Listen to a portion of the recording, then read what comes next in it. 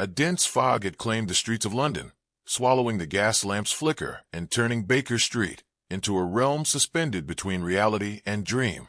Inside 221B, the familiar warmth of the sitting room contrasted sharply with the chill that crept beneath the door.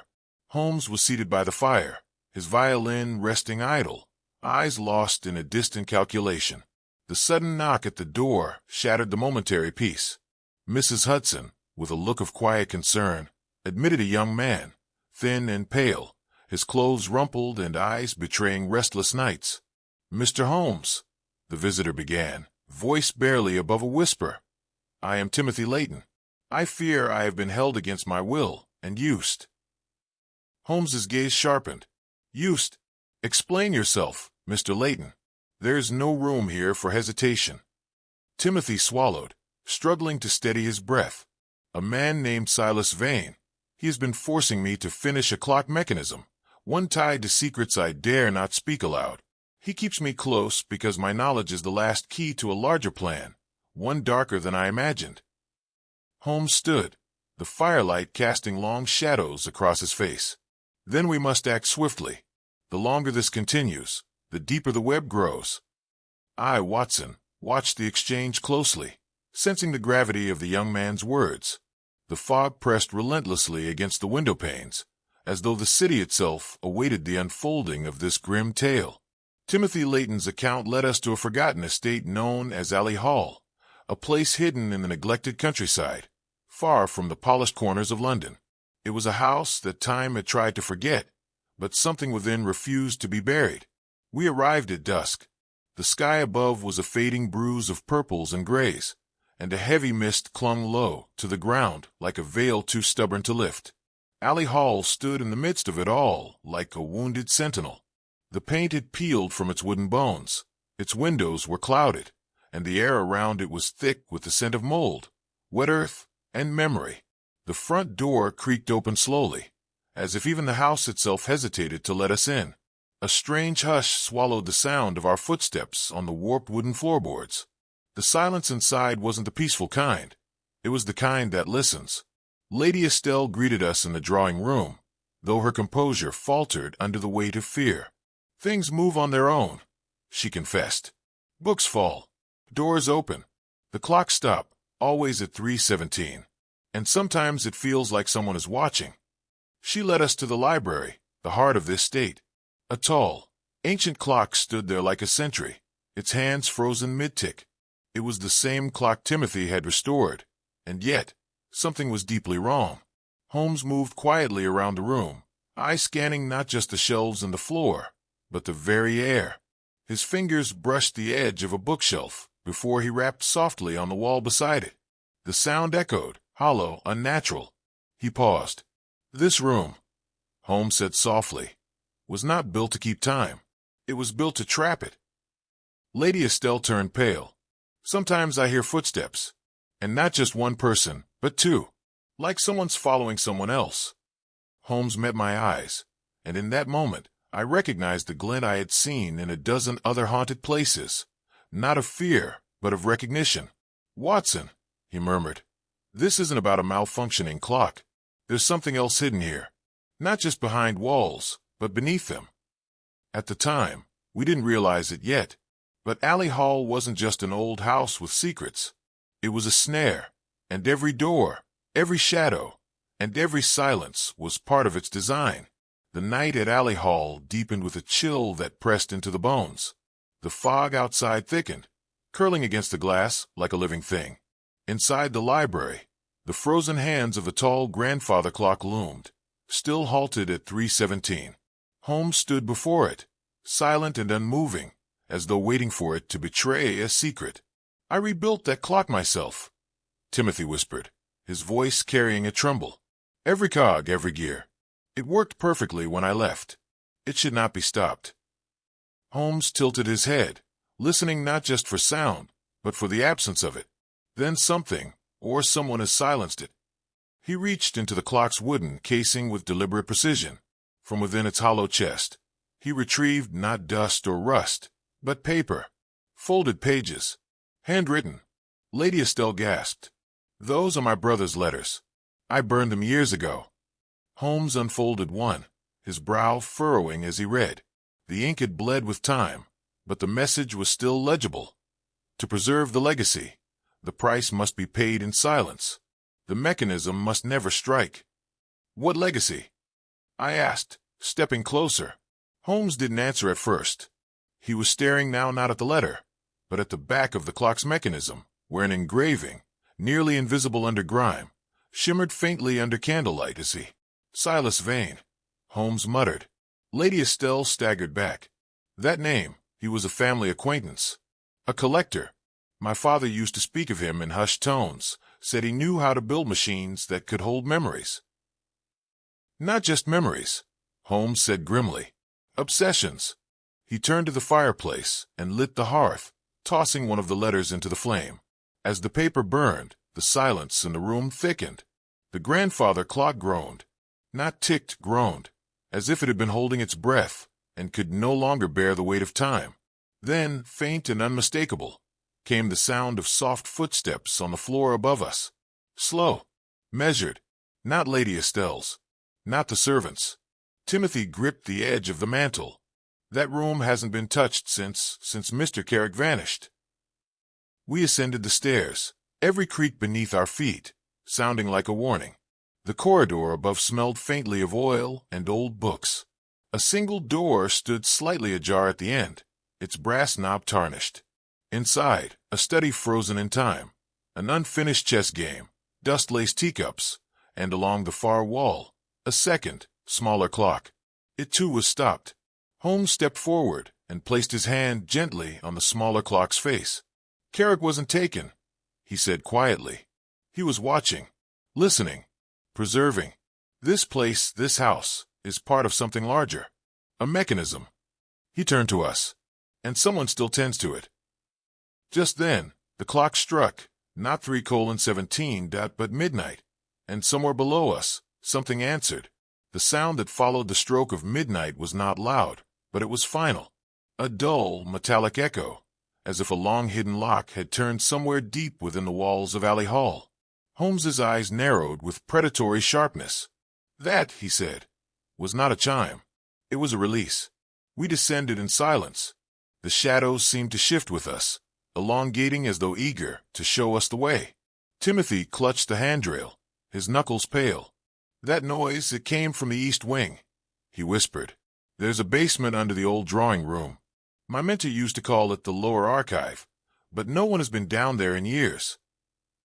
Lady Estelle followed us, her features drawn and wan.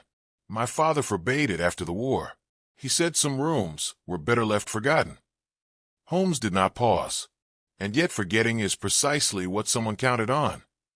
We reached the east drawing room, a place long since left to dust. A faded rug covered the center of the floor, and beneath it, a hatch sealed by 2 rusted bolts. Holmes knelt, brushing away the grime to reveal another engraving, almost identical to the one inside the grandfather clock. The same initials, SV, and beside them, a serpentine symbol coiled into a perfect circle. He turned to me. The Ouroboros, the serpent that eats its own tail, a symbol of eternal cycles and entrapment. With effort, we unfastened the bolts and heaved open the hatch. A cold draft rose to greet us, damp, earthy, and tinged with metal. Holmes lit a lantern, and we descended into a stone corridor lined with rotted wooden shelves. The air was dense with mildew, but beneath it was something sharper, chemical, preserved. At the corridor's end stood a heavy door of iron and wood, scorched at the edges. Holmes pushed it open slowly. Inside was a chamber not more than 12 feet across, and in the center a table. Laid upon it was an object that stopped all thought. A clockwork device the size of a human skull, made of brass and blackened steel, covered in etchings and tiny notches. Wires stretched from its base into the wall, pulsing faintly, as if it were breathing. Holmes approached it with reverence. This, he said quietly, is not a machine. It's a memory vault. Timothy blinked. Like a recorder? Holmes nodded. More than that. It doesn't just preserve sound or thought. It preserves intent, emotions, desires. If built properly, and by someone like Silas Vane, It could store the obsession of a man, and then transmit it. Lady Estelle's voice was barely audible. So my father's obsession, it's still alive? Not alive, Holmes corrected, but active, echoing, and it's feeding the house. Suddenly, the mechanism stirred, not in movement, but in sound. A low ticking, steady and unnerving. Holmes turned to me, eyes alight with the fire of revelation. This was Carrick's true invention.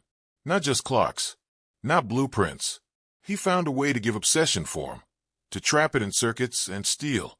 But someone vain saw its potential, weaponized it, and now it speaks through walls, through timepieces, through madness. Just then, the ticking stopped, and a voice, unmistakable and hollow, whispered from the device, "Return what was promised." The light dimmed. Holmes exhaled slowly. It wants the map, not for treasure, but to complete its circuit. He turned to us grimly. Whatever lies beneath Alley Hall is older than Vane, older than Carrick, but it has a purpose, and someone intends to finish what was started. From above, a creak, then footsteps. We were no longer alone. The sound overhead was deliberate, a single set of footsteps, each one slow, unhurried, as if the intruder already knew they were expected. Holmes extinguished the lantern at once, casting the chamber into a suffocating darkness. For a moment we stood in stillness, listening as the creaking floorboards above moved toward the far end of the room. "Stay here," Holmes whispered. "Whoever is above knows the path. But what they do not know is that we are already watching." Before I could object, he had disappeared into the corridor with only the faintest shuffle of his coat. I helped Lady Estelle and Timothy into a shallow recess in the stone wall. The device on the table had fallen silent again, but it pulsed with a faint blue glow now, as though sensing the presence of its master. Above, a door opened. Footsteps entered the drawing room. We could hear them now with disquieting clarity, slow, confident, and unafraid. There was no attempt to conceal them. A voice followed, low, smooth, and unmistakably mocking. "Julian Carrick spent 20 years building this house to trap time," it said. "But all he succeeded in doing was trapping himself. The rest, well, that was my contribution." I recognized it immediately. "Silas Vane."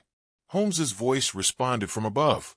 "Your contribution, Vane, has been the perversion of genius, turning creation into control." Vane laughed, a dry, humorless sound. "Control, Holmes, is what keeps history from repeating itself. That machine down there? It is the future. Emotion without frailty. Memory without mercy." There was a scuffle, then silence. I could no longer resist. I rose from the alcove and descended the stairs, just in time to see Holmes locked in a stare with Vane across the dust-choked drawing room. The lamplight flickered between them, like a sword poised to fall. "You've gone too far," Holmes said quietly. "Whatever this house was meant to hold, it should never have been awoken." Vane stepped closer. He was gaunter than I remembered, his eyes sunken but burning with fanatic light. "You fear what you do not understand. I am not your common villain, Holmes. I am history's correction." With a flick of his hand, Vane pulled something from his coat, a second device, nearly identical to the one in the chamber below. It whirred faintly as he raised it. "This is its twin," he whispered, "and when reunited, they will complete the last broadcast Carrick ever designed. Not just memory, Holmes. Total resonance. Everyone who steps into this house will feel what he felt forever." Before Holmes could intercept, Vane hurled the device downward through the open hatch. It landed beside the vault, and began to pulse violently. "No!" Timothy shouted, leaping forward, but Holmes caught him. "It's already begun," Holmes said. "The resonance is active." The walls began to vibrate, not violently, but rhythmically, as though the entire estate had become a clock, ticking toward something. Lady Estelle pressed her hands to her ears. "Do you hear that?" she cried. Voices behind the walls. I could hear them too. Faint sobs, laughter, 1,000 fragments of memory. They leaked from every crevice, every pipe, every brick. Vane stood smiling at the chaos. Holmes, however, was watching not the device, but the pattern. His voice cut through the rising noise. "Watson, The two devices are mirrors of each other. If one is altered, the other responds. I understood immediately. Then we must reverse it. Feed it a different memory. Timothy looked up. But what memory could stop this? Holmes turned to Lady Estelle. Yours. Your truth. Not the engineered legacy they want you to remember, but the real one. Estelle, trembling, stepped toward the vault. My father was not a visionary. He was a man broken by ambition. He locked himself away. He built machines to avoid love, not preserve it. The device's glow flickered. Holmes nodded. Keep speaking. He was absent. Cold. I cried once, outside his study, and he wrote it down in his journal as an anomaly. I spent years trying to earn his approval, but he was never really there. The pulsing weakened. Suddenly, the echoing voices faltered. The walls stopped whispering.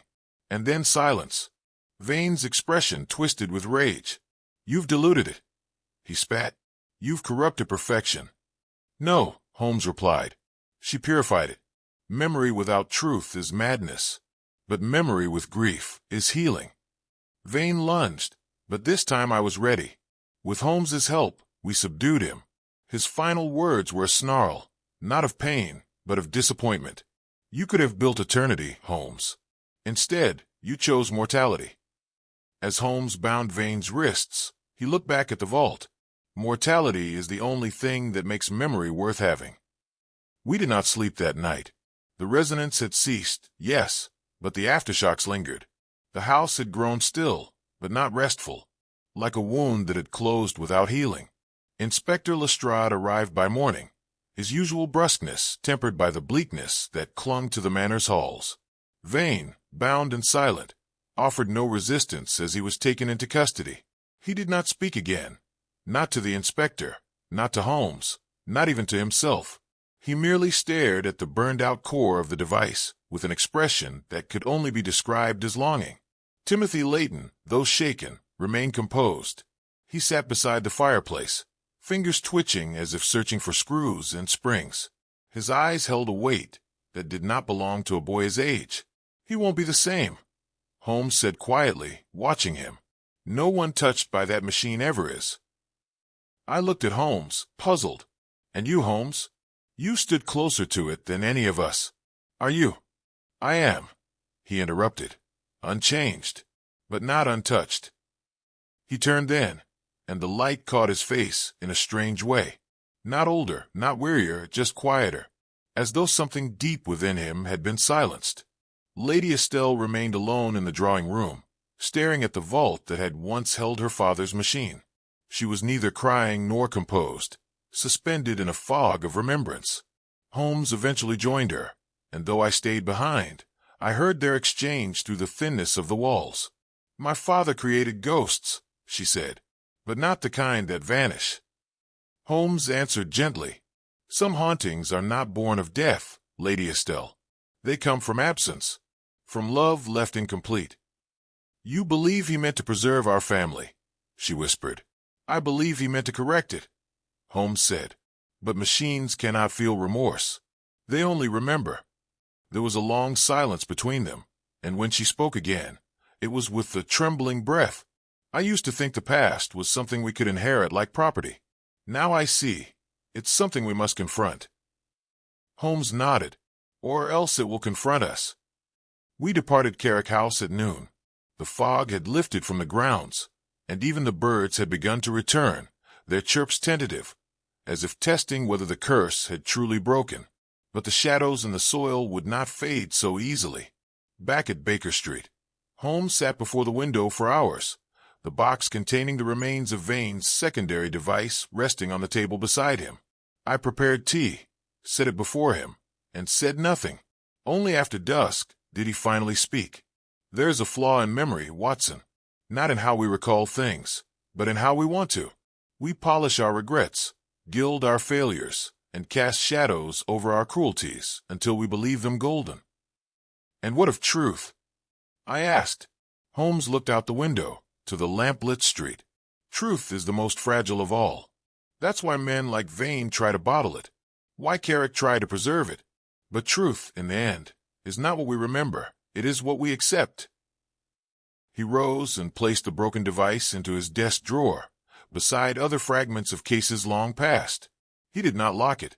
"Let the past remain where it belongs," he said. That night, for the first time in many months, I dreamt not of shadows, but of light creeping beneath the door. 3 days passed in an uneasy hush. Holmes, uncharacteristically still, spent long hours by the fire, his gaze distant, thoughts buried beyond reach. It was not idleness, it was waiting, watching. Then a letter arrived. No seal, just a trembling hand behind the ink. "Timothy Layton, Mr. Holmes, there's one more prototype, hidden beneath my father's first shop in Eastbourne. I go to find it. If I fail, you'll know it found me first. TL." Holmes read it twice, then locked the doors. That night, he spoke little. "Some machines," he murmured, "are not built of gears, but of obsessions." Days later, we reached the abandoned workshop. The air smelled of rust and lavender. Holmes found the hidden panel quickly, beneath a worn carpet. Inside, nothing but a single note. "The mechanism is broken, but the idea remains. I go now to forget it. Pray it does not remember me." Back at Baker Street, Holmes burned every note he had kept on Carrick's machine. One by one, each design turned to ash. I watched him in silence. When he was done, he turned to me. "We are men, Watson, not machines, and some inventions are best left buried with the minds that birthed them." I said nothing, because I knew we would never truly forget. The following evening, as rain stitched patterns on the windows of 221B, Baker Street, Holmes sat in quiet concentration, his fingers steepled beneath his chin. He had received a parcel, small, heavy, unmarked, delivered by hand and without sender. Inside, a single item wrapped in oilskin. It was the missing gear from Carrick's original mechanism. Not a copy. The original, hand-forged, engraved along its inner rim with a symbol Holmes recognized instantly, the Carrick family crest. Beneath it, a note written in a meticulous hand. "The inheritance belongs to none. Destroy what remains before it completes itself." Holmes stood. "It seems the final chapter is writing itself, Watson, and it begins at Carrick's ancestral estate." By morning we arrived at Whitlock Grange, a windswept ruin perched on the edge of a moor, long abandoned, but not unvisited. The house bore the signs of a recent presence: footprints in ash, melted candle stubs, and marks along the basement door. We descended, and there, within a vault carved from a stone centuries ago, sat the completed machine, Carrick's lost invention, fully assembled, ticking. Holmes approached it slowly, reverently. It's no longer a puzzle. It's a legacy, one meant to endure beyond the man who built it.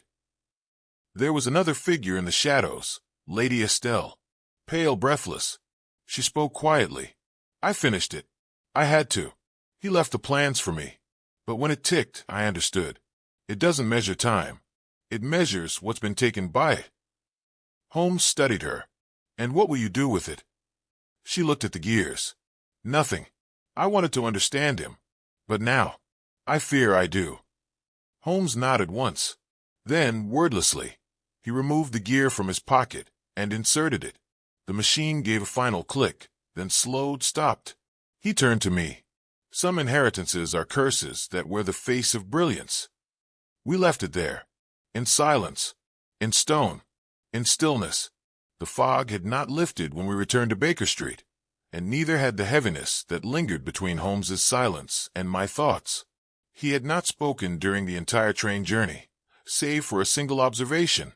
The machine did not fail, it waited. For days, Holmes remained withdrawn.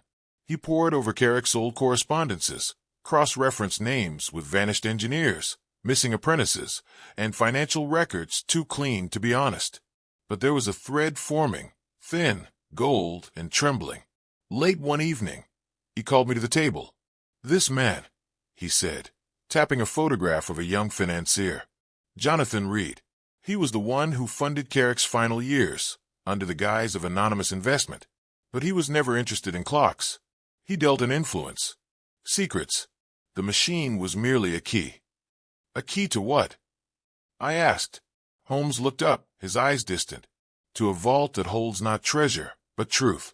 Carrick built something that could document time not as numbers, but as memory, movement, identity.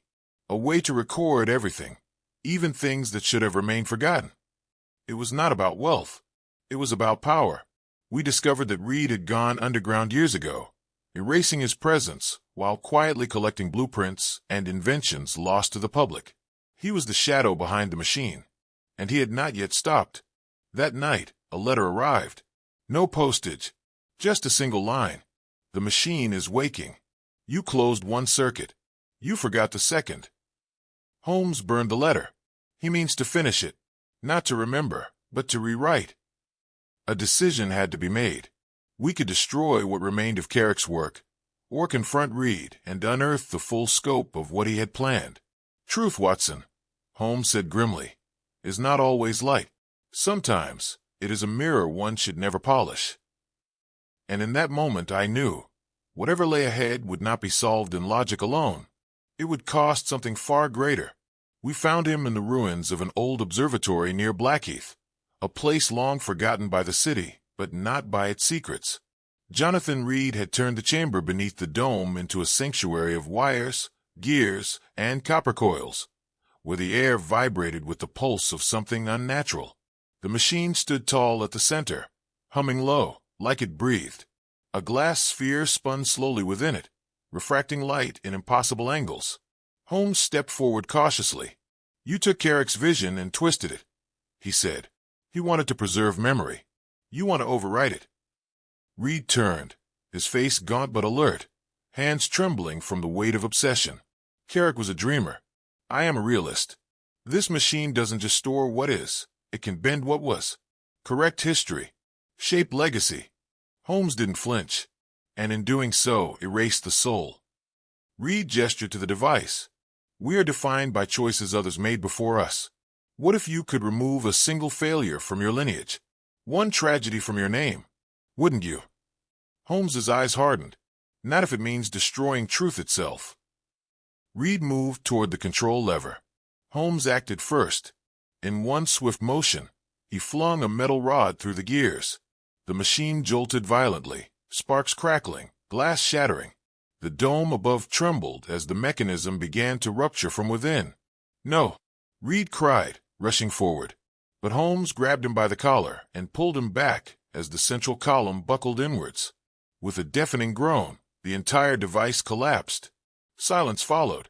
Cold, bitter silence. We stood there in the ruin, the stench of burnt copper thick in the air, as morning light trickled through the shattered glass overhead. Reed slumped to the ground, defeated, whispering curses that sounded more like prayers. Later, as the authorities took him away, Holmes and I lingered. I asked him what had compelled him to destroy it so decisively. He didn't answer at first. Then quietly he said, "There are memories we must endure, regrets we must carry. They shape us, not because they are perfect, but because they remind us of what must never be repeated." As we walked away from the ruin, I could not help but look back once more, not at the wreckage of the machine, but at the man who had tried to turn grief into godhood. Back at Baker Street, Holmes placed Carrick's last schematic in a drawer and locked it away. He sat at the window for a long time, watching the clouds shift like ghosts across the London sky. "Watson," he said finally, without turning, "this world does not need machines that alter the past. It needs people brave enough to live with it." And as the fire crackled behind him and the city moved on beyond the glass, I realized this case had not just been about justice or invention. It had been about memory, mourning, and the temptation to escape both. But some truths, like time, cannot be unwritten. They can only be understood.